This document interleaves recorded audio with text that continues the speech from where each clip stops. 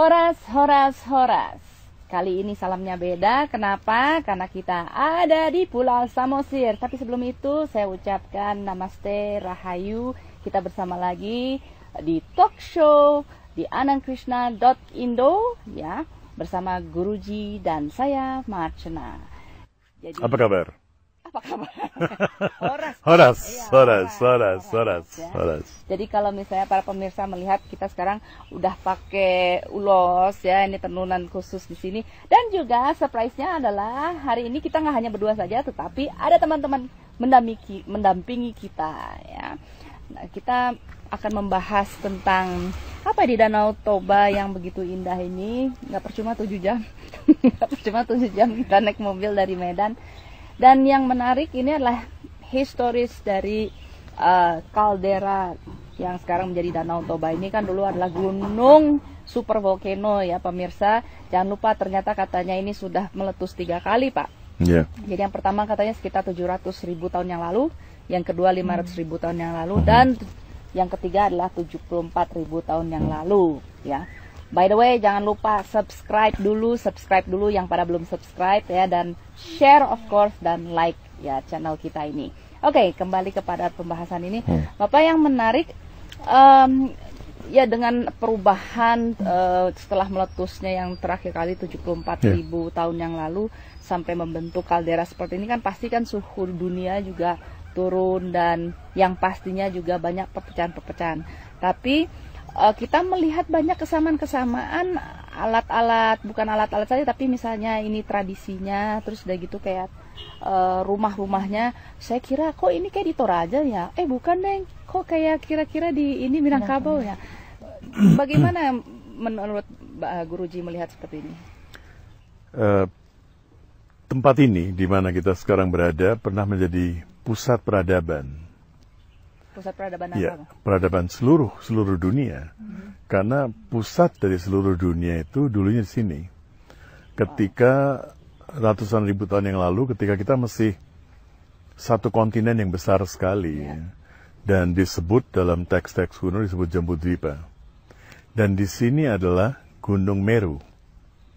Sehingga dalam Bhagavad Gita sampai dengan 5.000 tahun yang lalu, Gunung Meru itu dikenang sebagai gunung yang tertinggi. Jadi dulu belum ada Himalaya ya? Belum ada Himalaya. Himalaya ada barangkali, tapi perbukitan yang kecil sekali. Nah, setelah terjadi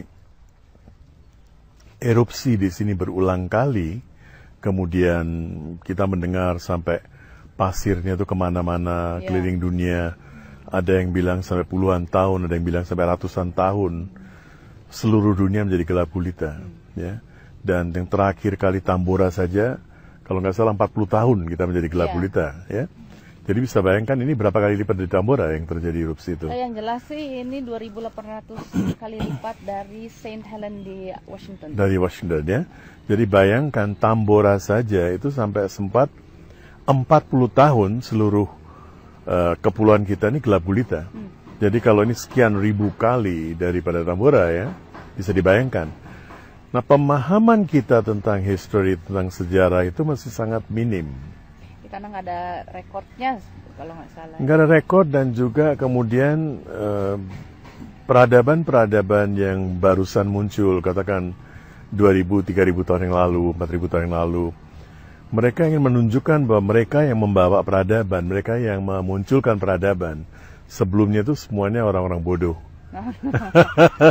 Maksudnya gimana Pak? Orang-orang ya, saya tidak bisa bicara banyak karena dalam bahasa Indonesia nanti kalau kenal lagi ya. Tapi kita percaya bahwa dalam tradisi-tradisi kuno kita, entah itu tradisi Pamena atau apa di sini Parmalin ya, kita percaya bahwa kehidupan di alam semesta ini siklik. Jadi mereka tidak melihat garis lurus dari A sampai Z selesai. Betul. Jadi sudah hancur lebur, kita mulai dari scratch lagi. Yang menarik sekali kan, coba lihat konsep-konsep dasar filsafatnya. Permalin ya, Permalin dan Pamena. Di satu pihak seolah-olah Batak, di sini kita ini tanah Batak ya. Dan Karo itu diproyeksikan seolah bermusuhan. Majua. Kalau nggak salah di Karo dan di sini Horas. Ya. Artinya apa? Sama dengan Om Swastiastu. Oh ya. Bagaimana Sama samanya? dengan. Jadi konsep kebahagiaan kita seperti Majua. Ya. Bukan cuma semoga kau damai atau semoga kau menjadi kaya. Ya. Tapi semoga kau sehat, semoga kau damai. Semoga kau sempurna. Sampurasun. Sampurasun juga. Sampurasun, rahayu. Ya. Rahayu itu bukan cuma damai. Jadi kita melihat kebahagiaan itu sesuatu yang holistik. Bukan cuma bahagia dalam pengertian punya uang bahagia, tapi kita juga harus punya jiwa yang tenang, harus damai. Ya. Salam kita memiliki arti yang luar biasa. Semoga kau juga bahagia, semoga kau juga sejahtera, semoga kau lengkap. Majua. Horas, semoga kau lengkap dalam segala hal, sampurasun, sampurna. Ya. Kita melihat walaupun bahasanya berbeda-beda, Tapi semuanya intinya sama. sama. Ya, kemudian kita melihat misalnya pemahaman di sini ada dibata di atas. Dibata, kata divya, kata divine dalam bahasa Inggris ya. Ya. Itu berasal dari dibata. Ya. Devata, dewa, debata ya. Divine ya. Ada divinity, ada kemuliaan di atas, dibata di atas. Ya. Ada dibata di tengah. Ada dibata di bawah. Om Bhurbuva Swaha. Bhurbuva Swaha. Jadi ada tiga alam. Kemudian tiga alam itu bisa kita terjemahkan sebagai tiga alam secara fisik ya. Ada bumi ini, ada alam di bawah tanah, di mana juga ada binatang-binatang, ada serangga dan sebagainya, dan ada alam angkasa di mana angkasa ini tidak ada batasnya. Ya. Maka dalam tradisi di sini coba lihat, di Bali juga begitu, di sini juga begitu, di Karo juga begitu. Ada tiga warna yang menonjol sekali. Putih, merah, dan hitam. Ya. Putih ini adalah swaha, ini adalah angkasa alam semesta yang heaven di atas ya. Yang di tengah itu merah, kehidupan manusia. Ya. Buana, ya. Paku Buwono, Hamangku Buwono, Buwana ini, di mana kita sedang berada ini Buwana, itu dilambangkan dengan merah, blood. Kita sakit apapun juga pertama diperiksa darahnya. Kalau darahnya benar berarti kita sehat. Jadi lambangnya merah. Kemudian hitam adalah di bawah. Kenapa hitam? Bukan hitam dalam pengertian rendah atau jelek atau gelap gitu, tidak. But we don't know. Kita ini belum tahu, kita tidak tahu di bawah kita ini apa. Ya, unknown territory. Ketika pertama kali tahun 1800-an ditemukan, 1800-an kalau nggak salah ya, ditemukan petrol gas ya, ditemukan minyak bumi. Itu dianggap black oil ya. Yeah, that's true. Yeah. Betul. Dan juga kalau tidak salah tuh dunia ini baru mengenal atau tahu dampak efeknya dari gunung meletus itu baru dimulai dari Krakatau. Dari Krakatau. Setelah itu baru ngerti kita. Iya, Tambora kan sebelumnya betul. juga, mereka juga belum begitu jelas. Dan adanya lempeng-lempeng di bawah yang sedang bergerak, apa itu, setelah itu baru ada penelitian. Dan setelah itu juga kita baru bisa merekam. Dampak. Ya, magnitude-nya, apa istilah magnitude-nya, sebesar berapa atau apa. Tadi menarik sebetulnya, tadi Bapak membahas tentang tiga warna itu, hitam, merah, sama putih. Kalau dikaitkan, kalau entah ini bukan cocokologi ya, tapi kalau misalnya dilihat-lihat kan ada kaitannya dengan cakra, walaupun ini bukan topik yang dibahas kali ini. Ya, tunggu topiknya kapan kita bahas. Dan di Bali juga Tridatu. Iya, ya? Tridatu. Sama betul, hitam, merah, dan putih juga. Jadi menurut saya yang sekarang kita anggap bahwa kepercayaan bumi Hindu ketika dia berkembang di lembah Sungai Sindhu oleh para sejarawan dari Arab seperti Al-Biruni disebut Hindu, Indus, Sindhu ya. Jadi kepercayaan lokal yang berkembang di daerah itu dianggap Hindu. Kemudian dari situ berkembang kata indigenous. Di sini berkembang kata Pamena. Saya selalu lupa Parmalin, Pamena. Di Jawa ada Kejawen. Di Sunda ada Sunda Wiwitan. Di dalam Veda sendiri misalnya yang ada adalah Sanatana Dharma. Sanatana, Wiwitan, Permalin, Pamena, Semining. Dari dulu sudah ada. Jadi sesuatu yang abadi atau? Sesuatu yang abadi yang ada sejak Eternal. adanya bumi ini. Eternal. Sejak adanya bumi ini. I see. Setidaknya demikian. Sejauh itu ya, Pak. Setidaknya demikian. I see.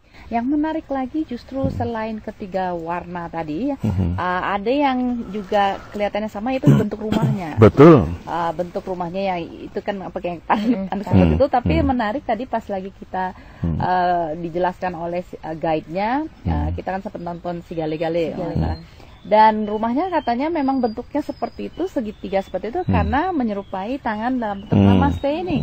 Nah, Guruji mungkin bisa memperdalam menjelaskan lebih dalam. Ini menarik sekali. Saya juga hari ini baru dengar. Ya. Terus terang, saya juga baru dengar hari ini dan saya juga agak kaget sampai arsitektur kita, para arsitek zaman dulu, mereka membuat rumah itu dengan konsep aku menyembah Ia yang bersemayam di dalam dirimu.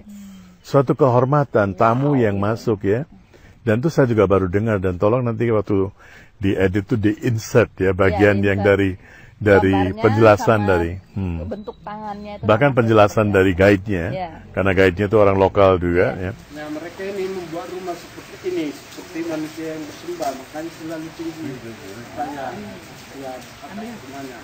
Dan itu disengaja selalu lebih tinggi di Jadi menarik sekali bahwa konsep kita, konsep kepercayaan yang asli dari bumi ini, menghormati setiap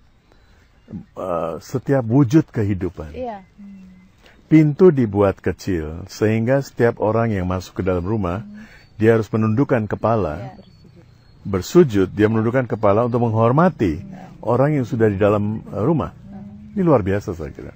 Dan selain itu juga saya melihat kayak semacam ornamen seperti kayak tongkat apa, tapi banyak ukiran. Nah, saya kadang mikir ini memang apakah sudah terlalu sudah dijual di mana-mana, namun kok ada kemiripan. Ini adalah karyanya orang lokal di sini, di Samosir ini, di Tanah Batak ini, atau apakah ini Tanah Toraja ataukah itu di Asmat? Saya sampai bingung karena di Bali saya ngelihat, of course lah di Bali banyak art craft itu ya tersedia dari berbagai macam tempat, but similarities, keserupannya tuh banyak sekali. Itu yang harus kita pelajari.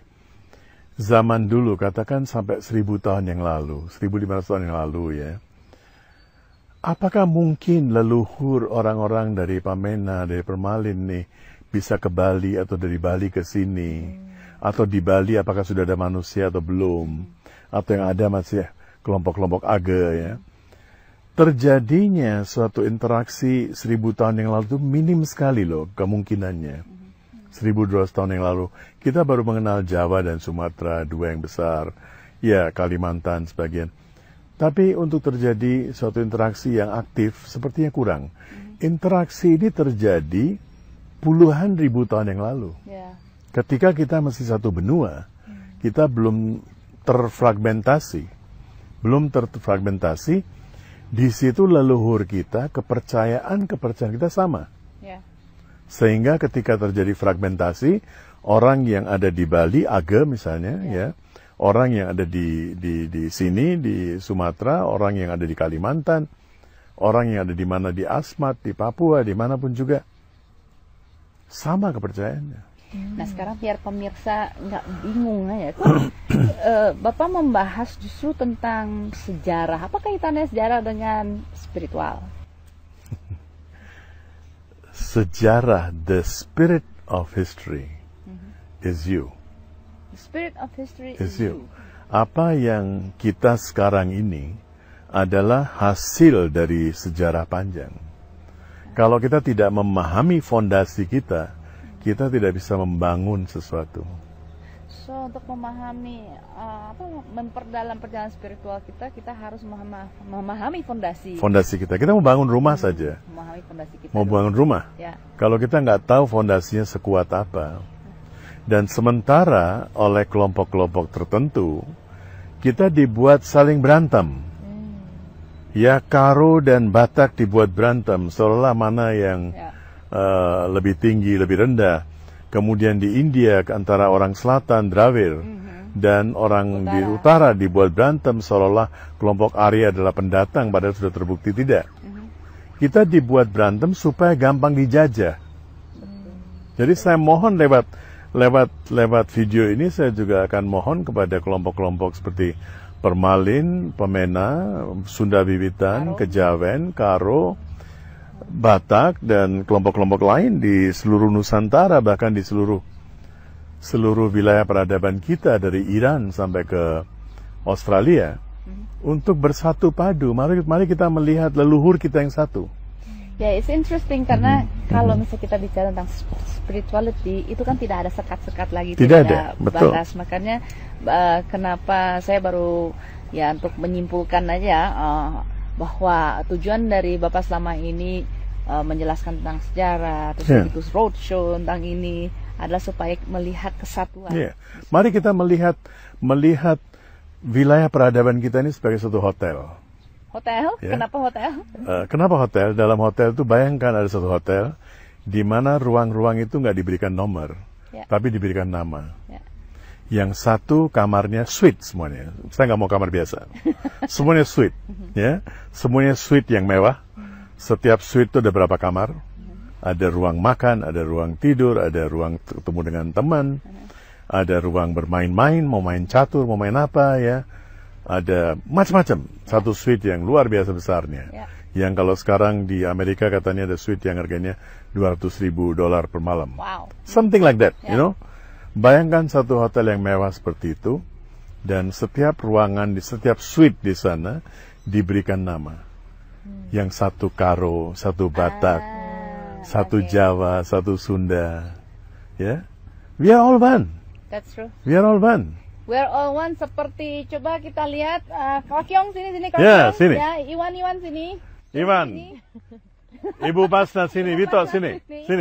Kita perlihatkan wajah-wajah kalian. Wajah-wajahnya ya. Wajah-wajah ini lihat. Ya, di belakang layar juga ada Zemri ya. Coba kita melihat ini semua.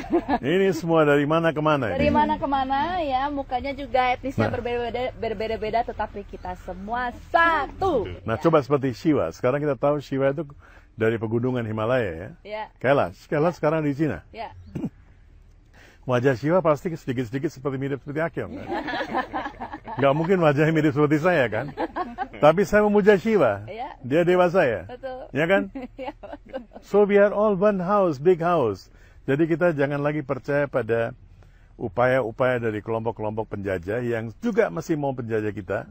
Ya, kita lupakan sekat-sekat itu, kita anggap wilayah peradaban kita yang satu hotel mewah. Satu hotel mewah. Ya, gimana? Setuju? Setuju ya? Jadi kau duduk di satu ruangan yang namanya ruangan Permalin kah ya? Kau duduk di satu ruangan namanya ruangan Pemena. Ya, dia di Sunda Wiwitan lah. Kau di mana lagi? Kau di Kejawen lah kau. Kau di mana? Di mana saja? Jadi kau jadi pelayan lah. Kita jadi pelayan berdua ya. Nah, sekarang untuk penutupnya kita akan mengucapkan salam masing-masing ya. Dari saya dari Arsunda, Sampurasun. Bapak dari mana? Kamu dari mana? Kamu dari mana? Ya. Oke, kamu wakilnya Horas ya. Oke, mari kita ucapkan Sampurasun. Horas. Swastiastu Rahayu, Sampurasun, Horas. Namaste. Majwa-jwa.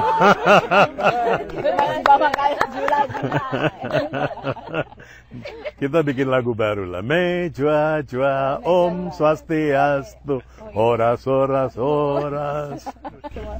Semua salah. Jadi jangan lupa saksikan lagi channel dianandkrishna.indo ya untuk topik-topik yang sangat mencerahkan dari Guruji Anand Krishna. Jadi jangan lupa subscribe, like, and share. Terima kasih.